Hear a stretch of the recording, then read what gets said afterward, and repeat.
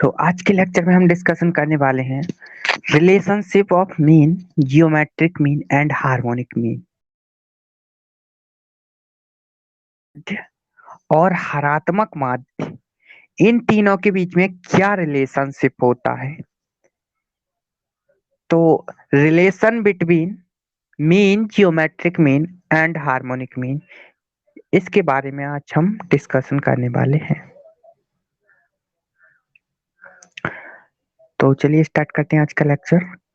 ये देखिए, यहाँ पे लिखा हुआ है यदि समंकमाला के सभी पद सामान्य मूल के हों तो उनका माध्य गुणोत्तर माध्य तथा हरात्मक माध्य समान होगा। जैसे कि फॉर एग्जाम्पल अगर कोई यदि समंकमाला के सभी पद समान हो, फॉर एग्जाम्पल कोई पद दिया हो 5 5 5, कुछ इस टाइप से कुछ टर्म्स दी हो हमें, और यदि इसके अगर सभी पद सभी मूल्य जो हैं वो समान है, तब क्या होता है इन तीनों के बीच में रिलेशनशिप कि उसका जो माध्य है वो, उसका गुणोत्तर माध्य है वो, और उसका हरात्मक माध्य है वो, ये तीनों एक दूसरे के इक्वल होंगे।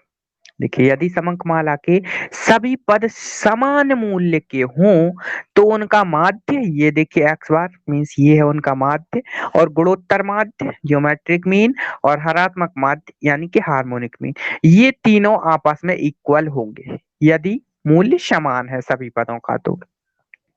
तो ये तो है इन तीनों के बीच में रिलेशन, अगर मूल्य समान हो तो। और समान ना हो तब क्या होता है ये देखते हैं। परंतु यदि पदों के मूल्य असमान होंगे तो उनका माध्य गुणोत्तर माध्य से अधिक, उनका जो माध्य है ये देखिए, उनका जो माध्य है एक्स बार यदि असमान हो तब, मूल्य यदि असमान हो समान ना हो तब उनका जो माध्य है वो क्या होगा, माध्य गुणोत्तर माध्य से अधिक होगा, मतलब x bar is greater than geometric mean, ये वाली कंडीशन होगी, अधिक होगा। तथा गुणोत्तर माध्य हरात्मक माध्य से अधिक होगा, मीन्स ये geometric mean is greater than harmonic mean, कुछ इस टाइप की कंडीशन होगी। यदि असमान पद हैं तो उनका माध्य गुणोत्तर माध्य से अधिक होगा और उनका गुणोत्तर माध्य हरात्मक माध्य से अधिक होगा। ये असमान वाली कंडीशन में रिलेशन है इन तीनों के बीच में।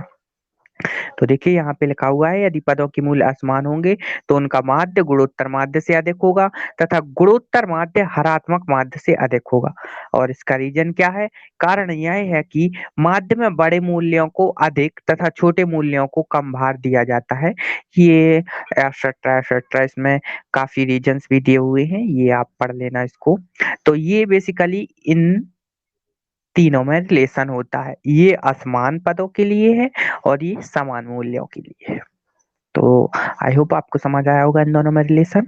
और ये देखिए एक और रिलेशन की अगर हम बात करें, किन्हीं दो मूल्यों का गुणोत्तर माध्य उनके माध्य तथा हरात्मक माध्य के गुणोत्तर माध्य के बराबर होता है।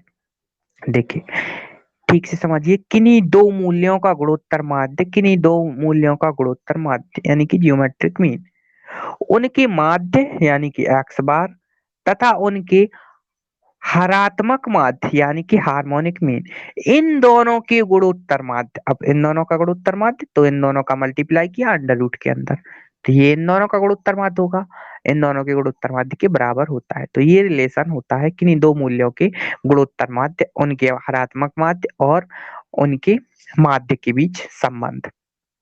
तो ये देखिए यहाँ से G M is equal to इतना हो जाएगा, और दोनों साइड अगर हम स्क्वायर कर दें तो ये इतना निकल के आ जाता है। तो ये बेसिकली रिलेशनशिप था इन तीनों के बीच में, मीन, जियोमेट्रिक मीन और हार्मोनिक मीन। तो आई होप आपको समझ आया होगा रिलेशन क्या होता है इन तीनों के बीच में। तो नेक्स्ट लेक्चर में हम इस रिलेटेड एक दो एग्जाम्पल्स के थ्रू समझेंगे तो काफी अच्छे से और समझ आ जाएगा एक्चुअल में रिलेशन क्या होता है। तो आज के लिए इतना ही, मिलते हैं नेक्स्ट लेक्चर में। Thank you.